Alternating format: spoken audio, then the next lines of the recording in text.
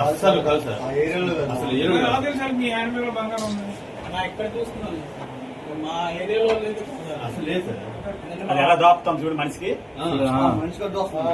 అది కాదు ఎట్టేసింది. నేను ముందెక్కేసారు, పక్కనే ఉంది, ముందెక్కేసారు. అది నేను ట్రావెల్ అనుకున్నాను ముందు.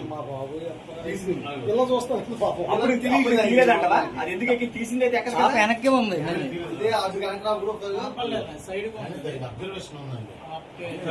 ఇదిగో సెట్ అవుతుంది లేదని చూస్తుంది. ఈవిడ చూడదు, ఇద్దరు నాగానే హ్యాపీగా అయిపోయి జనాలు లేరు కూడా ఎక్కువ.